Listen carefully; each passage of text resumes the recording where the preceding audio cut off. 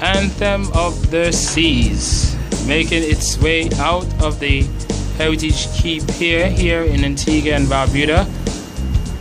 Would just like to congratulate the Honorable Gaston Brown and his entire team of ministers. I would believe that it was some great hard work and serious planning put into this event. It will be one to remember. Anthem of the Seas, as we pay our last respects and say goodbye.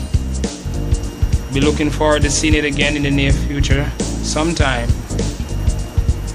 Anthem of the Seas, ladies and gentlemen, the biggest ship to ever dock here at Heritage Key Pier and in our Twin Island state. She is a beauty. She is a beauty. Would you look at that? Would you look at that?